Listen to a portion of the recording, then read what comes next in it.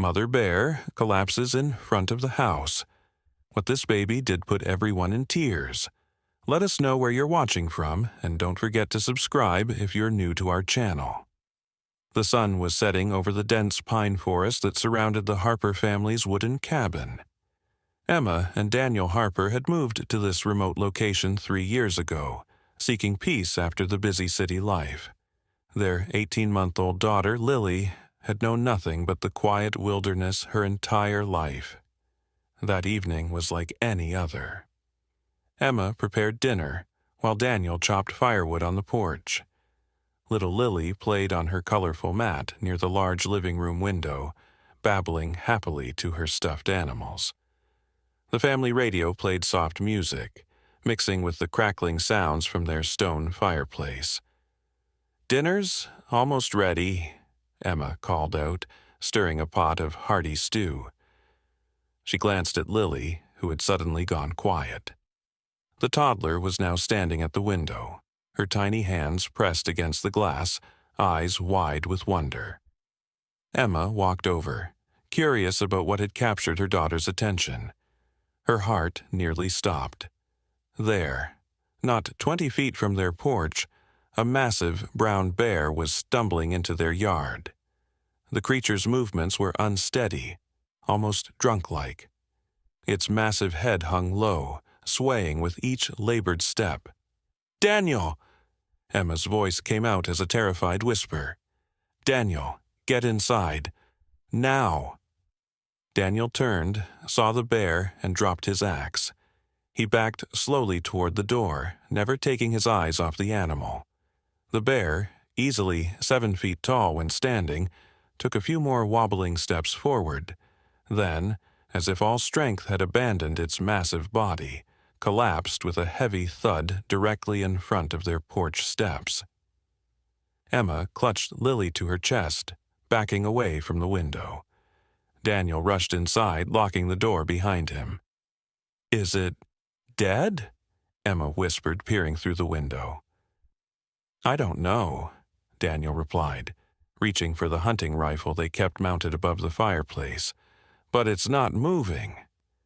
Lily squirmed in her mother's arms, reaching toward the window and making urgent sounds. "Bear! Bear!" she said, one of the few words in her limited vocabulary, thanks to her picture books. The family watched, frozen in place, as the massive creature lay motionless, except for the shallow rise and fall of its chest. It was still alive, but barely. "Something's wrong with it," Daniel observed. "It's not acting aggressive. It almost seems desperate."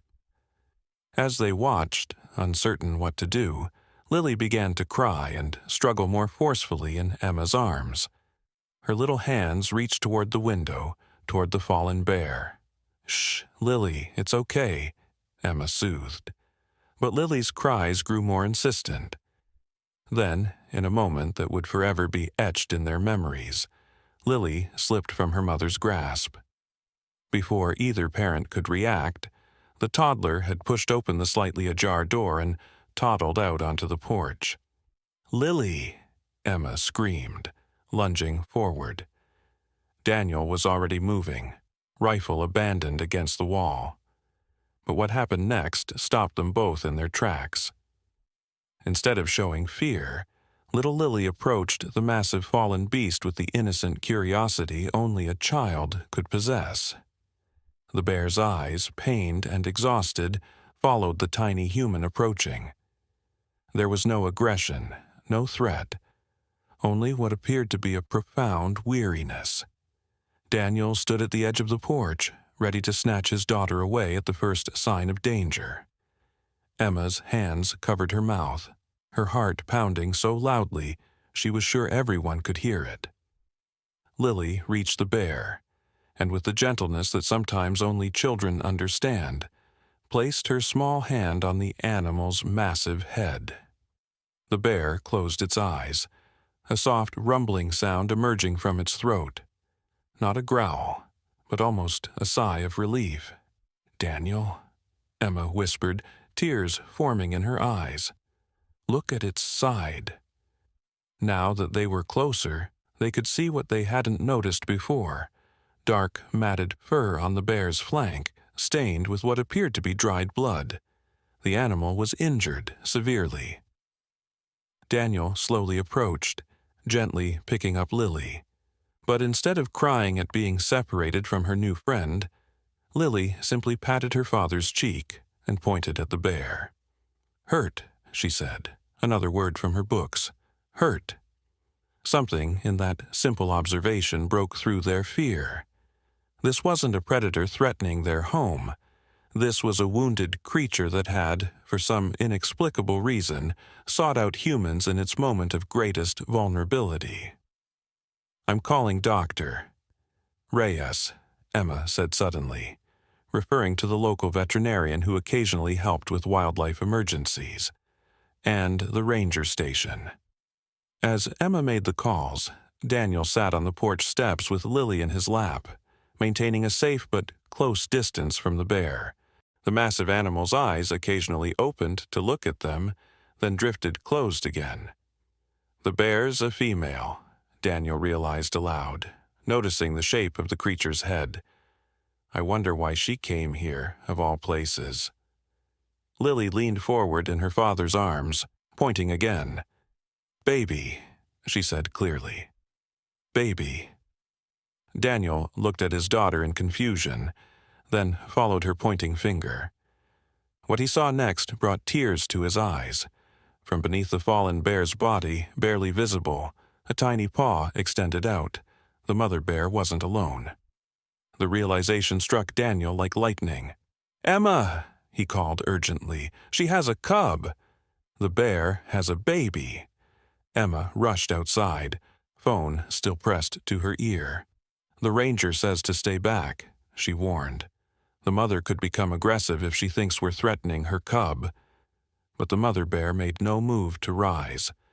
Her breathing had become more labored, her massive body trembling with each inhale. The cub beneath her whimpered, a sound so pitiful it pierced straight through to Emma's heart. "She's dying," Daniel whispered, his voice breaking. "She brought her baby here, but why?" Lily squirmed in her father's arms again, reaching toward the fallen bear with such determination that Daniel had to tighten his grip. "Baby," Lily repeated, more insistently this time.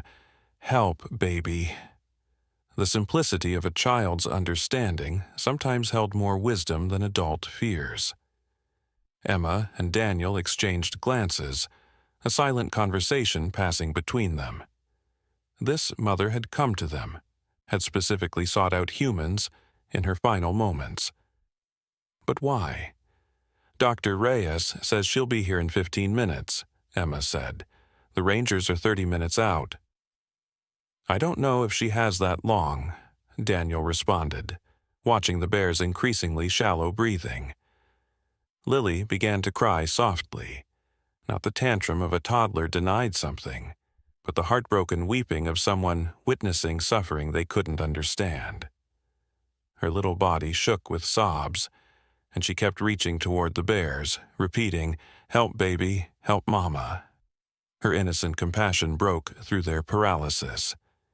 Emma knelt beside her husband and daughter. "We need to do something. That cub will die too if we just wait." The mother bear's eyes opened again, fixing on the family. In that gaze was something that transcended the divide between human and animal, a plea, an understanding, a last desperate hope. Daniel gently set Lily down next to Emma. "Keep her here," he instructed, then slowly, cautiously approached the fallen bear. The massive creature watched him come but made no threatening movements. Up close, Daniel could see how thin she was beneath her thick fur, how infection had spread from a deep wound in her side. She had been dying for days, he realized, yet had somehow found the strength to reach their cabin. The small cub, no more than a few months old, continued to whimper beneath its mother. Daniel could see now that the mother bear had positioned herself to shield her baby with her body, even as her strength failed. "I'm going to help your baby," Daniel whispered to the bear, unsure if the words meant anything to the dying animal, but feeling compelled to speak them anyway. "I promise." He reached carefully toward the cub. The mother bear's eyes followed his movement, but she made no attempt to stop him. With gentle hands, Daniel lifted the tiny cub from beneath its mother. The baby bear squirmed weakly in his grasp, its small body dirty and dangerously thin. As Daniel backed away with the cub, the mother bear exhaled deeply. A sound, almost like a sigh of relief, escaped her. Her massive head rested more heavily on the ground, her mission accomplished. She had delivered her child to safety. Emma came forward with a soft blanket, wrapping it around the trembling cub. Lily reached out, her small fingers gently touching the cub's head. "Baby bear," she whispered through her tears. "Poor baby bear." The mother bear watched, her eyes never leaving her cub.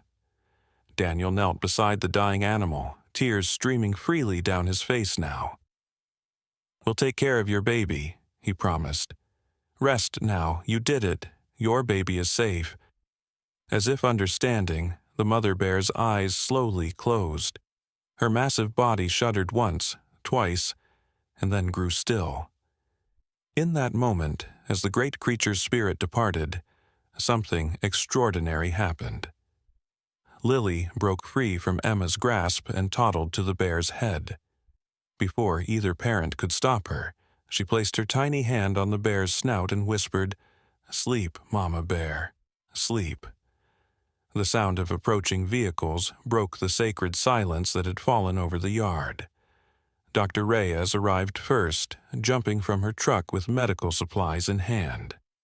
She stopped short of the tableau before her. A family gathered around a fallen bear, a blanket-wrapped cub cradled in Emma's arms, and a toddler with her hand resting on the dead mother's head. "What happened here?" Dr. Reyes asked softly, approaching with caution.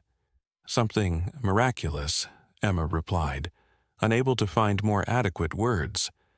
Dr. Reyes quickly examined the cub, her experienced hands gentle but thorough. "He's dehydrated and malnourished, but he should survive with proper care," she announced. The mother. She moved to examine the larger bear, but it was immediately clear that no intervention would help. "She's been wounded for at least a week, probably a poacher's trap or bullet. It's amazing she survived this long." "She was keeping her baby alive," Daniel said, "and she brought him here. But why us? Why our cabin?" Dr. Reyes looked thoughtful as she administered fluids to the weakened cub. "Bears have extraordinary memory and intelligence.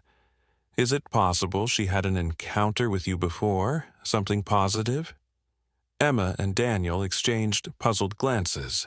Then Emma gasped. "Last spring. Daniel, remember when we found that bear caught in that old fence on the North Trail, the one we helped free?" Daniel's eyes widened. "You think this is the same bear? That was miles from here." Dr. Reyes nodded. "Bears can remember faces and locations for years. If you helped her once, she might have remembered. When she was dying and needed to save her cub, she came to the only human she knew had shown kindness," Emma finished, fresh tears springing to her eyes. As they spoke, 2 ranger vehicles pulled into the yard. The rangers approached cautiously, surprised at the scene before them. After a brief explanation, they began the somber work of preparing to remove the mother bear's body. "What will happen to the cub?" Daniel asked, watching as Dr. Reyes continued to treat the small creature. "Normally, he'd go to a wildlife rehabilitation center," one of the rangers explained. "But this little guy is very young. He'll need specialized care." Lily, who had been watching everything with wide, solemn eyes, suddenly spoke up.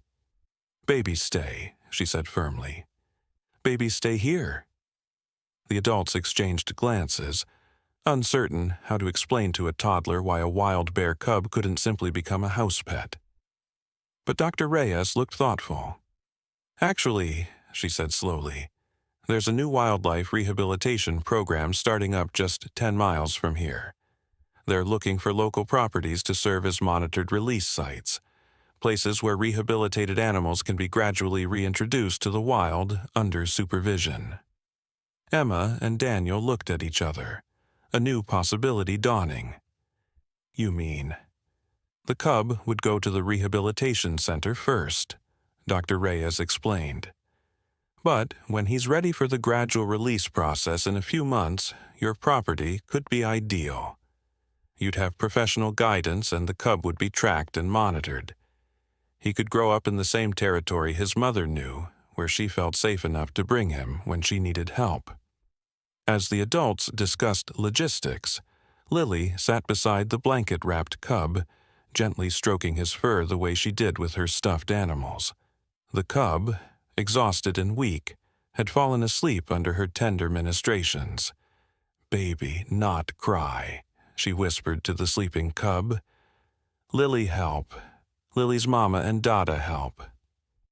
Hours later, after the rangers had reverently removed the mother bear's body, and Dr. Reyes had taken the cub to the wildlife center for emergency care, the Harper family sat quietly in their living room.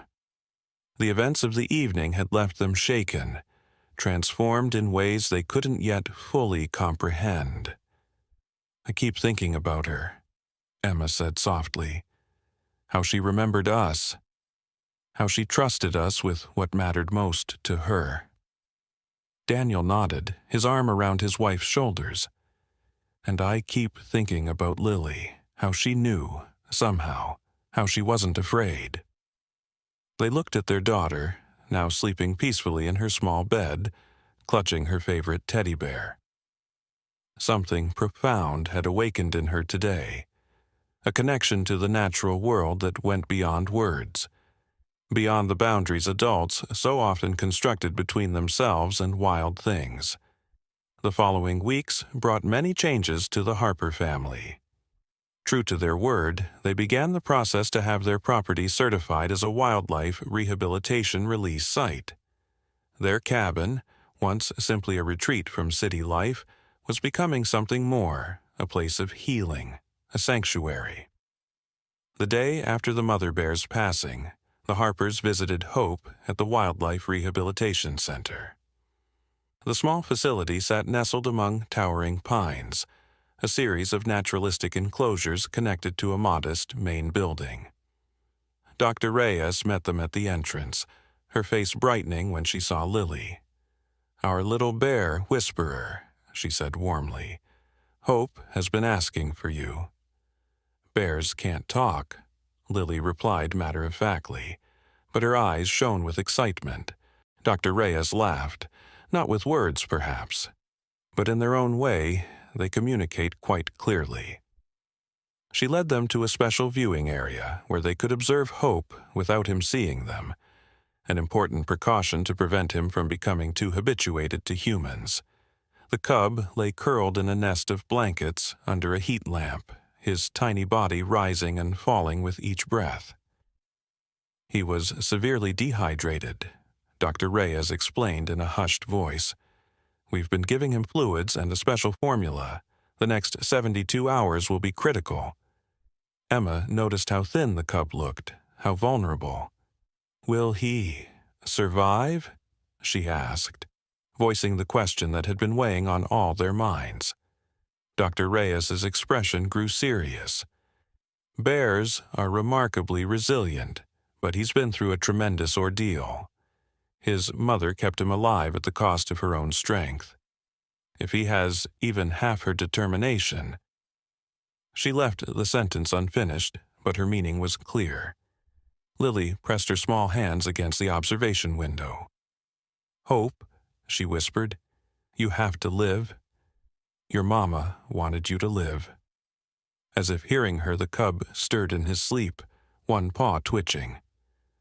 Daniel placed his hand on Lily's shoulder, and the family stood together, watching over the orphaned bear that had so unexpectedly become part of their lives. The Harpers visited Hope every day that week.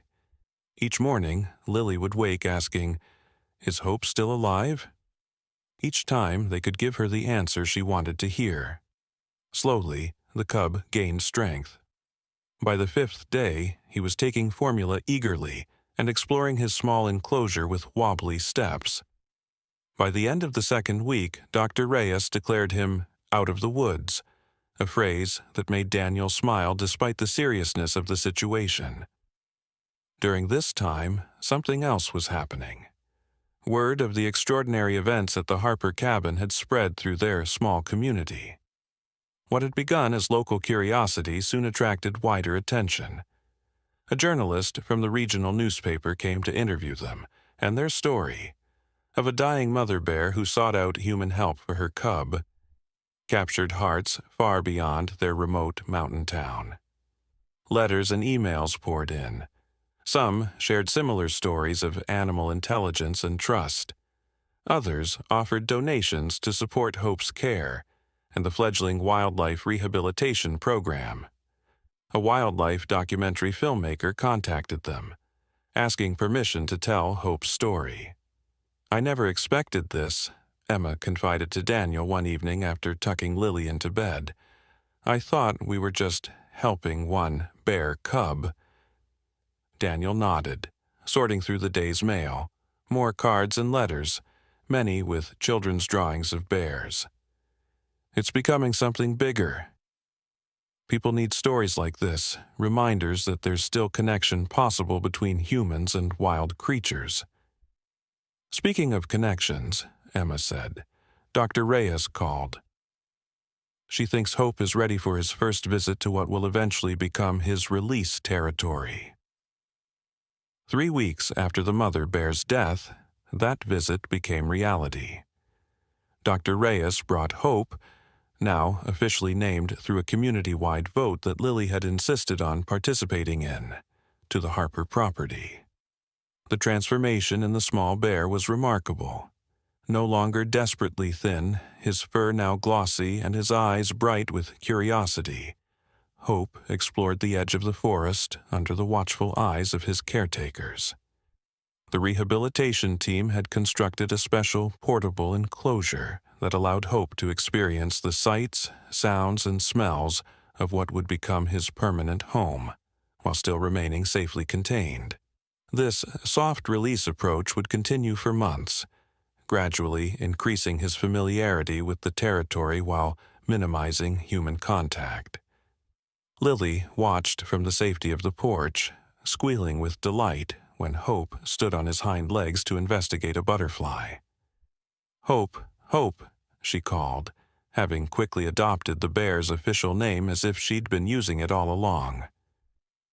"She'll never forget this," Emma remarked to Daniel as they watched their daughter's face glow with joy. "Even if she's too young to remember the specific details when she's older, this connection will stay with her." Daniel nodded, his arm around his wife's shoulders. "It'll stay with all of us."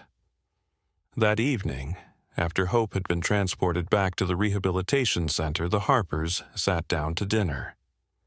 Their meal was interrupted by a knock at the door. Daniel opened it to find Mrs. Abernathy, their nearest neighbor, though near was relative in these mountains, her cabin being 3 miles away. "I hope I'm not intruding," the elderly woman said, a covered dish in her hands. "I heard about what happened with the bear and her cub. My late husband was a forest ranger for 40 years. He always said animals know more than we give them credit for." Before long, Mrs. Abernathy was seated at their table, sharing stories of her husband's wildlife encounters over homemade blackberry cobbler. It was the first of many such visits. In the weeks that followed, other neighbors appeared at their door, some bearing food, others offering help with preparing the property for its new role as a wildlife rehabilitation site, all of them drawn by the story of Hope and his mother's last act of trust. The documentary filmmaker, a quiet woman named Sophia Chen, arrived in late autumn to begin chronicling Hope's journey. Her presence became a regular part of their lives as she captured Hope's progress and interviewed local wildlife experts about bear behavior and intelligence. What your family experienced was extraordinary but not unprecedented, explained Dr. Harrison, the region's senior wildlife biologist, during one filmed interview on the Harper's porch. There are documented cases of injured or ill wild animals seeking human assistance. What makes this case remarkable is the mother bear's apparent memory of a previous positive interaction, and her deliberate choice to bring her cub to you when she could no longer care for him. Like she knew we would help, Emma said softly. Dr. Harrison nodded. Animals, particularly intelligent ones like bears, create cognitive maps not just of their physical territory, but of their experiences within it. Your family represented safety in her mental landscape. These conversations deepened the Harpers' understanding of the responsibility they had inherited. They weren't just helping one bear cub, they were becoming stewards of something larger. A model for how humans and wildlife might coexist with greater understanding. As summer turned to fall and fall to winter, hope continued to grow and thrive. The rehabilitation team developed a careful schedule of visits to the Harper property, gradually increasing the duration while decreasing the level of human interaction.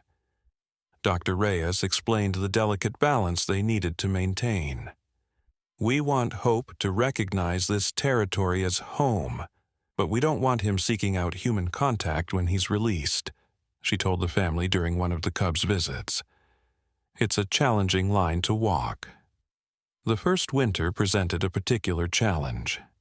In the wild, Hope would have denned with his mother, learning the rhythms of hibernation through her example. Without that guidance, the rehabilitation team had to create conditions that would trigger his natural instincts. Bears don't truly hibernate, Dr. Harrison explained during one of his visits. They enter a state called torpor, reduced heart rate and metabolic activity, but they can still wake if disturbed. It's crucial for Hope to develop these patterns now. The rehabilitation center constructed a special denning area at the edge of the Harper property, far enough from the house to minimize human disturbance, but close enough to monitor. Hope, now triple the size he'd been when rescued, took to it instinctively, much to everyone's relief. Throughout that first winter, the Harpers rarely saw Hope. The rehabilitation team used remote cameras to monitor him, sharing updates with the family. Lily, now approaching 2.5 years old, would study the grainy footage with intense concentration.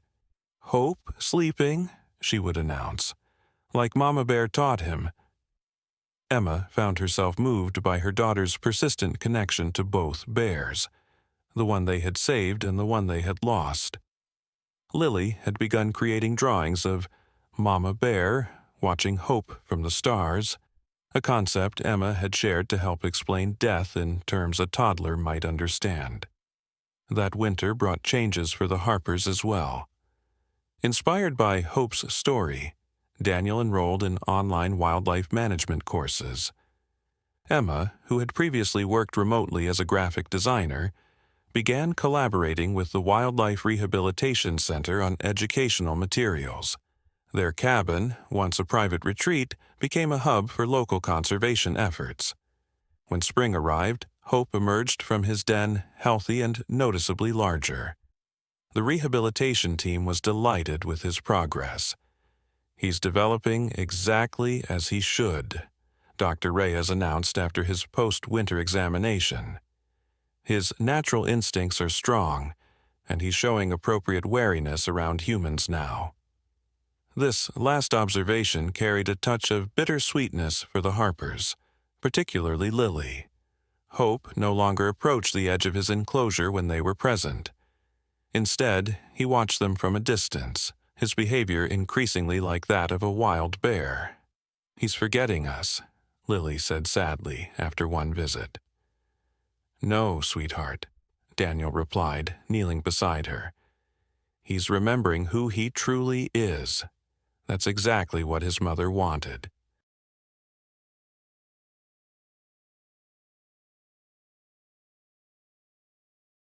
Local landowners, inspired by the Harpers' experience, volunteered their properties as potential wildlife corridors. Schools implemented conservation curriculums, and community workshops taught residents how to minimize negative wildlife interactions while supporting healthy ecosystems. Through it all, the Harper family maintained their special connection to the bear they had raised and released. Though they respected the necessary distance, they felt Hope's presence in the forest around them, a living reminder that compassion could bridge even the divide between species. One crisp autumn evening, as golden light filtered through the changing leaves, Daniel found Lily sitting on the porch steps, staring thoughtfully into the forest. "What are you thinking about, sweetheart?" he asked, settling beside her. "I was wondering if Hope's cubs have names," she replied. Daniel smiled. "What names would you give them?" Lily considered this seriously. "Trust and Promise," she decided after a moment, "because Hope's mama trusted us with her promise." Daniel felt his throat tighten with emotion. Those are perfect names. Later that night, as Emma tucked Lily into bed, the little girl asked a question that revealed just how deeply she had internalized the story that had shaped her young life. "Mama, do you think someday Trust and Promise will bring their babies to show us too?" Emma smoothed her daughter's hair, considering her answer carefully. "I don't know, sweetheart. They're wild bears, and they need to live wild lives. But I do think some connections stay with us, even when we can't see each other anymore."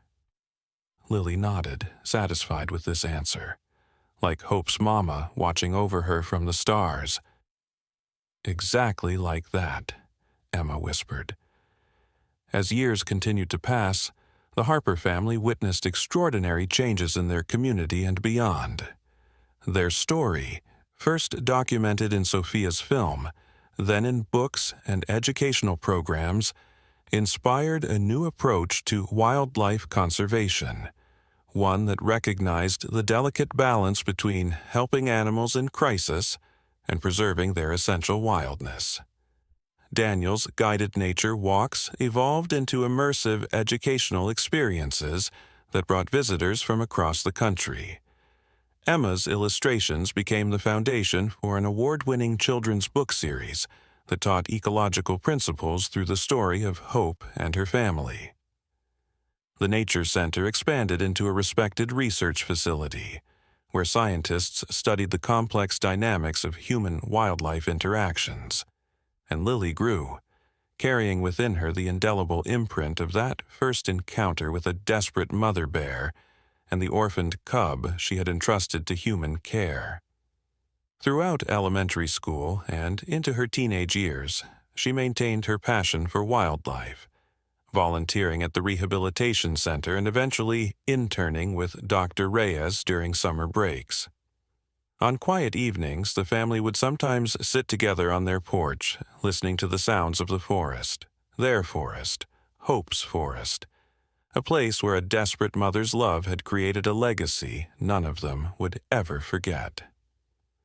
"Do you think she knew?" Emma asked softly one such evening, voicing a question that had lingered in her thoughts for years. Hope's mother. Do you think she somehow knew that by bringing her cub to us, all of this would happen? Daniel considered the question, remembering the intelligence in the dying bear's eyes, the deliberate way she had chosen their home as her final destination. He thought about Hope returning years later with cubs of her own, about the thousands of lives touched by their story, about the protected wilderness corridors now stretching for miles in every direction from their home. "I think," he said slowly, "that she hoped. And sometimes hope is enough to create miracles." From the edge of the darkened forest came a soft huffing sound, a bear's contented sigh. Whether it was hope or merely the wind moving through the pines, it didn't matter. The message was the same. Life continues, love endures, And sometimes the greatest acts of trust create ripples that transform entire worlds.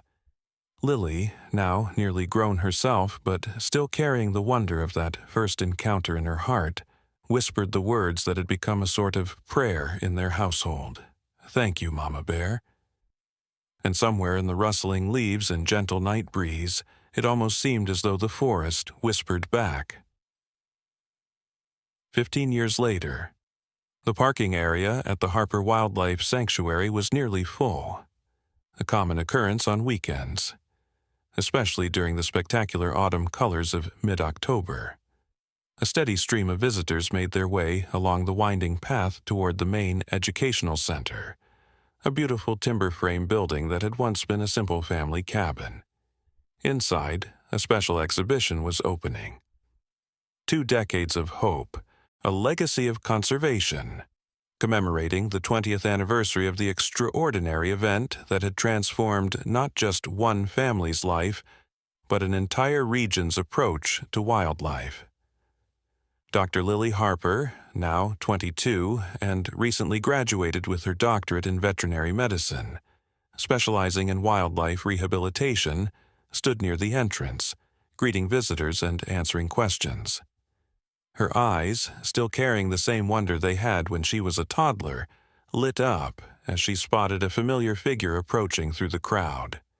"Dr. Reyes," she called out, embracing the older woman warmly. Though now in her 70s, Dr. Elena Reyes remained active in an advisory capacity at the regional wildlife center she had once directed. "My dear Lily," Dr. Reyes replied, stepping back to look at her former protege with obvious pride. "Or should I say, Doctor? Harper now? Your parents must be bursting with pride." "Speaking of my parents," Lily said with a smile, "they're waiting for us in the special collections room. There's something they want to show you before the official opening."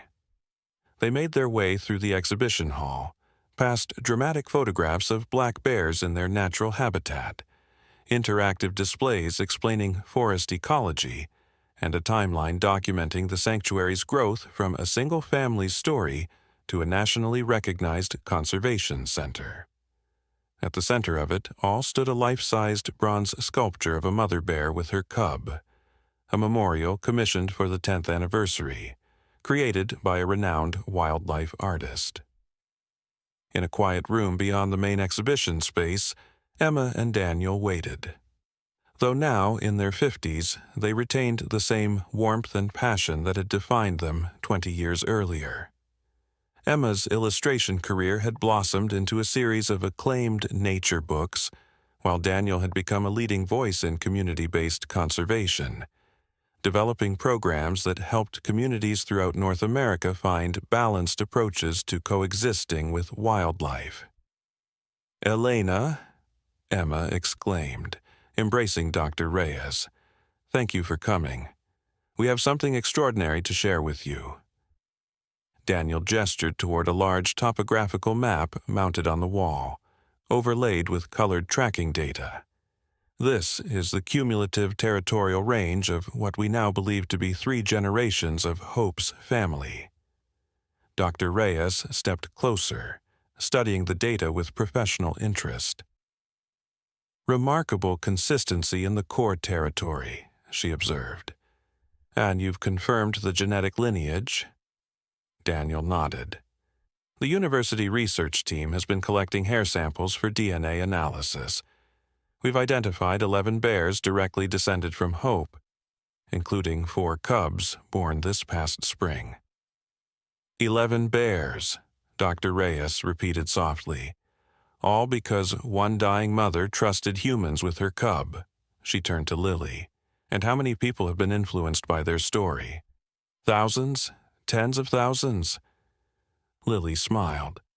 "The visitor center just welcomed its millionth guest last month, and that doesn't count the schools using our curriculum or the people who've watched the documentaries or read the books." "The ripple effect," Emma said, using the phrase that had become something of a motto for their work. Dr. Reyes nodded thoughtfully.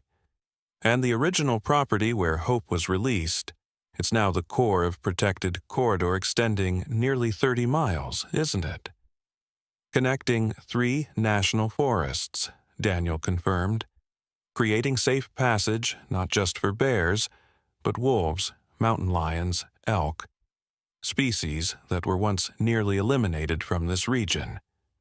Their conversation was interrupted by a soft knock at the door. A young staff member entered, slightly breathless with excitement. "Dr. Harper, Lily, you asked to be notified immediately if there was any activity at the Northridge camera." Lily straightened, suddenly alert. "Yes? What have you seen?" "It's the female we've been tracking. The one we believe is Hope's granddaughter. She's been captured on the Ridge camera with 2 cubs." A ripple of excitement passed through the small group. The Northridge was significant. It overlooked the original Harper Cabin site, now preserved as a historic marker within the larger sanctuary. "Are they moving along the ridge, or?" Lily asked. The staff member's eyes shone with excitement. "That's just it, Doctor. Harper. They're not passing through. According to the timestamp, they've been there for nearly an hour, just sitting, almost as if they're watching the old cabin site." The room fell silent as the implications settled over them. 3 generations later, Hope's descendants still maintained some inexplicable connection to the place where their ancestral line had nearly ended, and then been saved by an extraordinary moment of trust between species. "Would you like to see the footage?" the staff member asked. They nodded, and minutes later gathered around a monitor displaying the crisp image from the remote camera. There, unmistakable in the clarity of the high-definition video, sat a healthy adult female black bear with 2 cubs beside her. Unlike most bears, which would typically be foraging actively at this time of year, building fat reserves for the coming winter, this family group was simply resting, gazing out over the valley where the original Harper cabin had stood. "It's October 18th, Emma whispered, tears filling her eyes. "Exactly 20 years to the day since Hope's mother came to our door." Dr. Reyes, the scientist who had once been cautious about attributing too much meaning to animal behavior, placed her hand on Emma's shoulder. "Sometimes," she said softly, "the evidence speaks for itself." As they watched, the mother bear rose and gently nudged her cubs. The small family moved unhurriedly along the ridge and disappeared into the forest that had become their protected kingdom, wild and free, yet forever connected to the humans who had once changed the course of their family's destiny. Later that evening, as twilight settled over the sanctuary, the Harper family, Emma, Daniel, and Lily, stood together on the observation deck overlooking the valley. Behind them, the education center hummed with activity as visitors explored the anniversary exhibition. Before them stretched thousands of acres of protected wilderness, a living legacy born from a single act of desperation and trust. "Do you ever wonder," Lily asked, "what would have happened if we hadn't been home that night? If Hope's mother had chosen another cabin, or if you'd been away in town?" Emma shook her head. "I don't think it was random. Something guided her to us specifically." "The bear we'd helped before," Daniel suggested, referencing the theory they'd developed years ago about the bear caught in the fence. "Maybe," Emma replied, "or maybe something more, something we still don't fully understand about how deeply connected all living things truly are." As darkness fell, they remained on the deck, sharing memories and dreams for the sanctuary's future. The air grew cool, stars appeared overhead, and somewhere in the vast protected wilderness before them, Hope's descendants prepared for another night in their ancestral forests, wild and free, yet bound by an invisible thread of memory to the humans who had once saved their bloodline from extinction. When they finally turned to leave, Lily paused for a moment, looking back toward the darkened forest. "Thank you," she whispered. to the mother bear who had died saving her cub, to Hope who had survived and thrived, to the generations of bears who had followed, and to the mysterious forces that had brought them all together in one desperate, beautiful moment of trust. From deep within the forest came the distant sound of a bear's huffing call. Perhaps coincidence, perhaps acknowledgement. The Harper family smiled, understanding that some connections transcend time, species, and even death itself. The circle that had begun with a desperate mother's final journey would continue expanding outward, touching lives both human and wild for generations to come. In the quiet sanctuary of the forest, beneath the watchful stars, life continued its ancient dance of struggle and survival, sacrifice and renewal. And in that continuing dance, one thing remained constant: the enduring power of trust to create miracles from moments of deepest desperation. The forest whispered, the stars watched, and the legacy of one mother bear's final act of hope continued to unfold in ways no one could have imagined on that fateful autumn evening 20 years before. As Hope's second summer approached, the rehabilitation team began the final phase of preparation for his release. They expanded his enclosure significantly, allowing him to forage and explore a larger territory while still within protective boundaries. They introduced challenges: food hidden in increasingly complex ways, simulated encounters with other wildlife sounds, all designed to sharpen the skills he would need for independent survival. The Harper's role evolved as well. Under the guidance of the wildlife experts, they learned to minimize their presence during Hope's visits, observing only from designated blinds or through remote cameras. It was difficult, especially for Lily, but they understood the necessity. Through spring and early summer, Hope continued to mature. His once playful explorations became more purposeful, his movements more confident.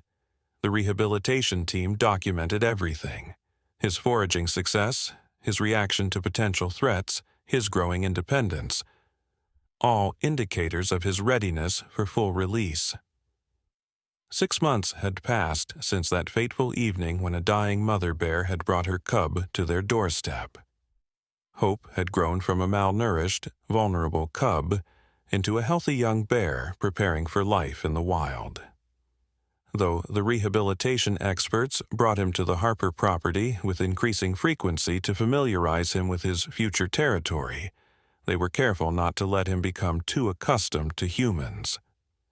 Despite these precautions, they couldn't entirely prevent the special bond that had formed between the young bear and the Harper family, especially Lily. The day of Hope's final release was set for late summer, a time when natural food sources would be abundant, giving him the best chance for a successful transition to independent life. In the weeks leading up to this milestone, Emma found herself experiencing unexpected emotions. "I never thought I'd feel this way about a wild bear," she confessed to Daniel one evening as they sat on their porch, watching fireflies rise from the meadow. "It's like sending a child off to college. I'm proud and terrified all at once." Daniel squeezed her hand. "I know, but remember what Dr. Harrison said: Hope has all the skills he needs, and he'll still be in these mountains, just living the life he was meant for." As the release date approached, the story of Hope and the Harper family reached an even wider audience. Sophia's documentary had been picked up by a national nature channel, and a children's book author had approached them about creating an illustrated story based on Hope's journey.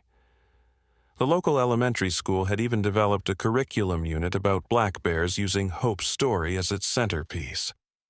"I never imagined our lives would change this way," Emma remarked to Mrs. Abernathy, who had become a regular visitor and something of a grandmother figure to Lily.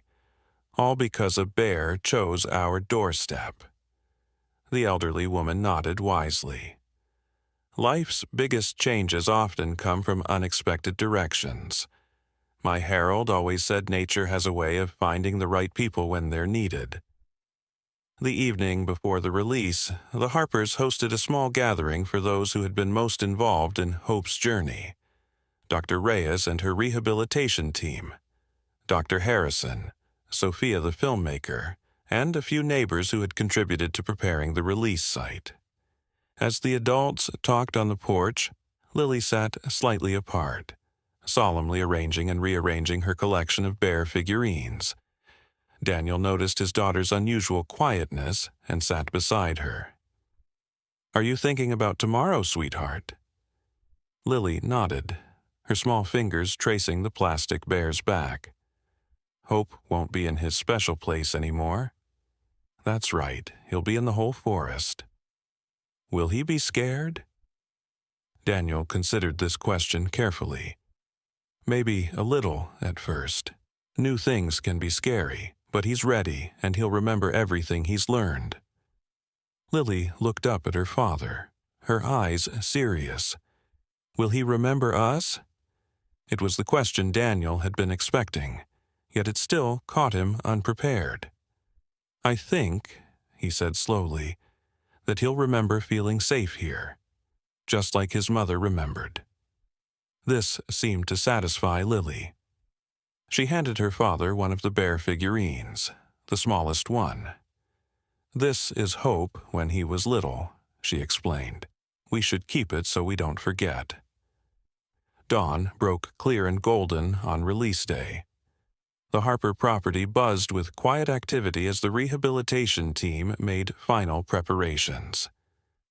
A small gathering had assembled, only those directly involved in Hope's care, as the team wanted to minimize stress and commotion.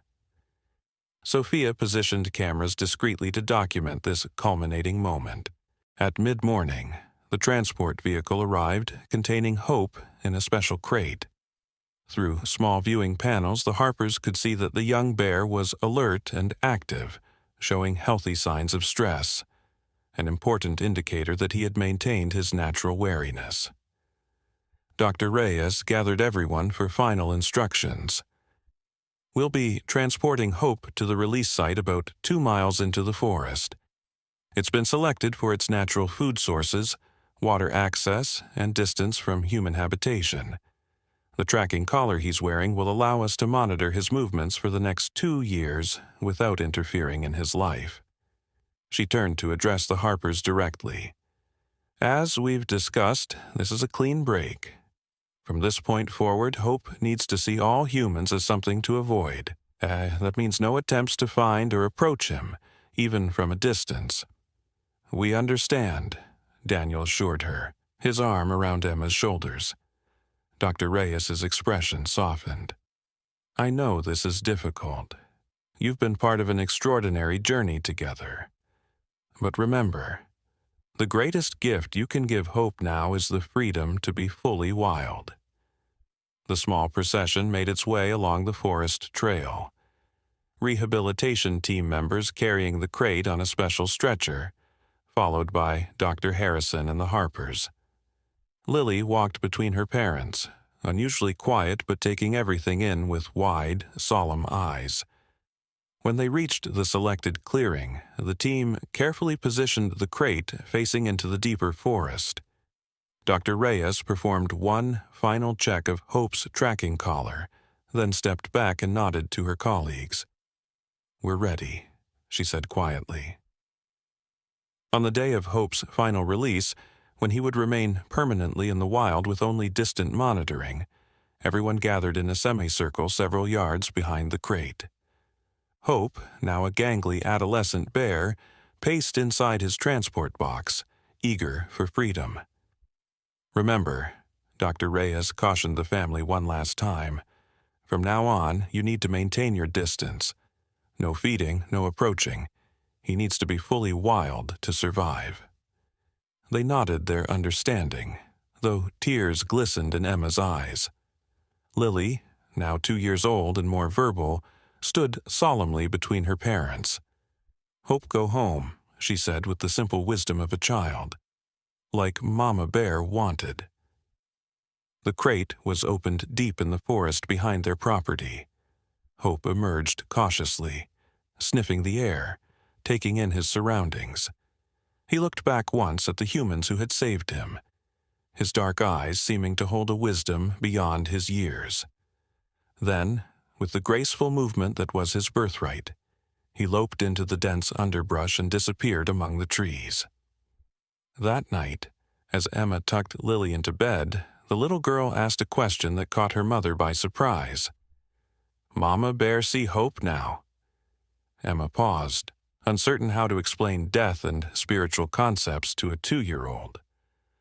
But looking into her daughter's earnest eyes, she found herself saying, "Yes, sweetheart, Mama Bear can see Hope. She knows he's safe, just like she wanted." Lily nodded, satisfied with this answer. "She brought him to us," she said sleepily, "because we help."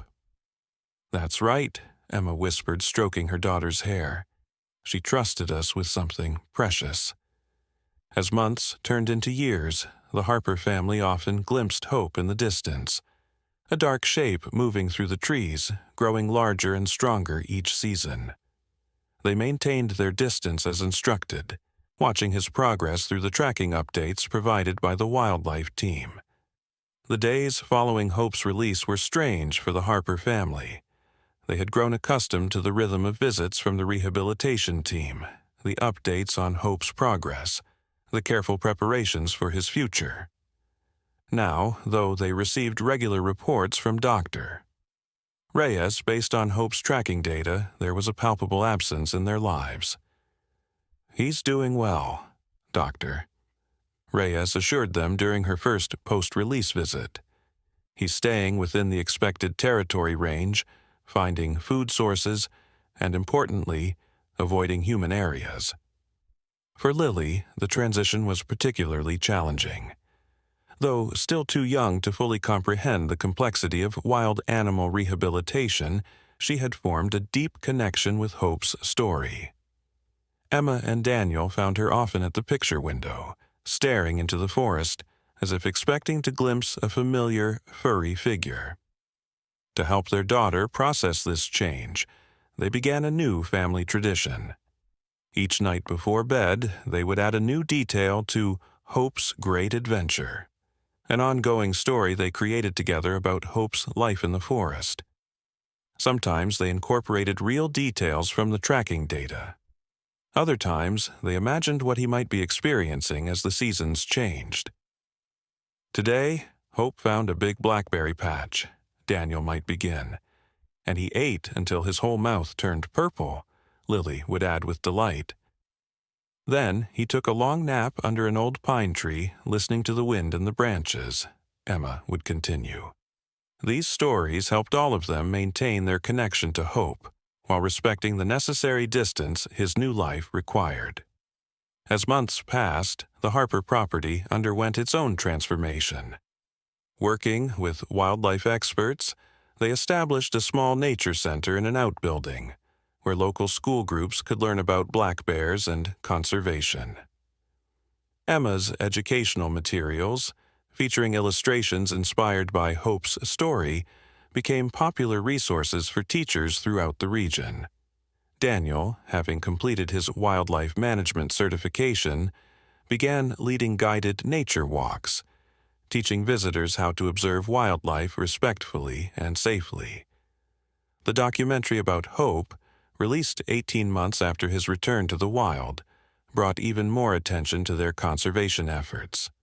Through it all, they received regular updates on Hope from the wildlife team. His tracking data showed a healthy young bear establishing his territory, finding seasonal food sources, and successfully navigating his first full year of independence. When his second winter approached, Dr. Harrison reported excitedly that Hope had created a proper den, a critical milestone demonstrating his fully developed natural instincts. "He's doing everything right," the biologist told them. Exactly what his mother would have taught him had she survived. These words brought both comfort and a bittersweet pang of memory. None of them had forgotten the mother bear's desperate journey to their doorstep, her final act of trust that had changed all their lives. As time passed, The tracking reports became less frequent, quarterly, then biannually. This was by design. The goal had always been for Hope to live as a fully wild bear, without human intervention. His collar was programmed to eventually detach, allowing him complete freedom. Lily continued to grow too, starting kindergarten and developing new interests, though bears remained a special fascination. On weekends, she would often join Daniel on his guided nature walks, solemnly informing visitors, "We have to be quiet and stay far away so we don't bother the animals in their homes." Her understanding of wildlife conservation developed beyond her years, shaped by her unique experience. When asked what she wanted to be when she grew up, her answer never varied: an animal doctor like Dr. Reyes. 3 years after Hope's release, they received unexpected news. The wildlife monitoring team had captured images of a young adult male bear they believed to be Hope, based on his territory range and distinctive chest markings. Though his tracking collar had detached as planned the previous year, these photographs confirmed what they'd hoped. He was thriving in the wild. "He's right where he should be," Dr. Harrison told them, sharing the images. Healthy weight, good coat condition, every indication of a successful rehabilitation. Life continued its forward march.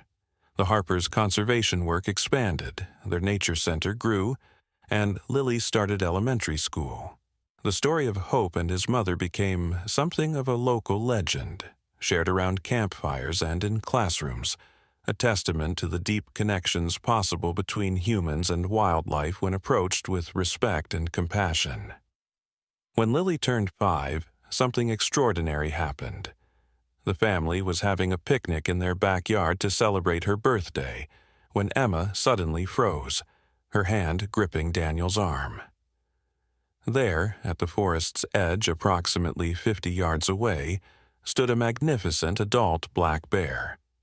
The animal's posture was alert but not aggressive, watching them with what appeared to be deliberate interest. "Is that?" Emma whispered, hardly daring to hope. Daniel studied the bear through his binoculars, noting the distinctive white chest marking. "I think it might be," he replied, his voice barely audible. "It's the right age, right territory." They remained perfectly still, unwilling to disturb this rare moment. Then something even more astonishing occurred. From the underbrush behind the adult bear, 2 small cubs emerged, tumbling playfully in the grass. "Look!" Lily gasped, keeping her voice low as she'd been taught. "Hope has babies." The family stood transfixed as they watched Hope, now confirmed to be female, patiently shepherding her cubs at the forest's edge. Before disappearing into the trees, she paused, looking directly at the family as if making sure they had noticed her gift, the continuation of life, the fulfillment of her mother's dying wish. "She came to show us," Emma whispered, tears streaming freely down her face. She remembered, even after all this time. In that moment, they all understood the profound nature of Hope's visit. This wasn't a coincidence or a random bear passing through. The timing, on Lily's birthday in their backyard, held too much significance. Hope had deliberately brought her cubs to the humans who had once saved her life, completing a circle that had begun with her own mother's desperate journey years before. Daniel wrapped his arm around Emma, both of them too moved for words. Lily stood transfixed, her young face alight with understanding beyond her years. After several minutes, Hope gently nudged her cubs, guiding them back into the protective cover of the forest. Just before disappearing completely, she turned once more, her gaze meeting Lily's across the distance that separated their worlds. "The circle is complete," Daniel finally whispered. That evening, they called Dr. Reyes and Dr. Harrison to share the extraordinary encounter. Both scientists were amazed, though cautiously restrained in their interpretations. bears do have exceptional spatial memory and can recognize specific locations and possibly even individuals across many years, Dr. Harrison explained. But to interpret this as deliberate communication, Dr. Reyes, however, seemed less skeptical. After what I witnessed with Hope's mother, very little would surprise me. Some animals possess depths of awareness we've barely begun to understand. The news of Hope's cubs spread quickly through their community, adding a new chapter to what had already become a cherished local story. The Nature Center hosted a special exhibition titled Full Circle: The Journey of Hope, featuring photographs documenting her rehabilitation and release, alongside images of her mother and new information about black bear family structures.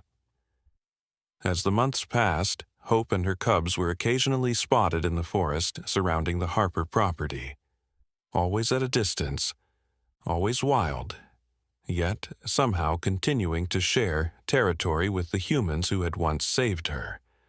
The wildlife tracking team confirmed through careful observation that Hope had raised exceptionally healthy cubs, demonstrating excellent maternal instincts.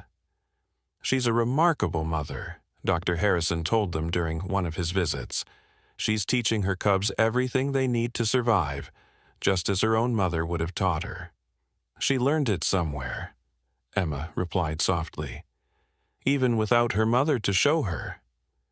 For Lily's 6th birthday, the family established the Mother Bear Wildlife Trust, a foundation dedicated to supporting wildlife rehabilitation and promoting coexistence between humans and large predators. The foundation's logo, designed by Emma, featured a mother bear walking with her cub beneath a starlit sky, a tribute to both bears who had changed their lives. With the Trust's support, the rehabilitation program expanded, creating a network of monitored release sites throughout the region.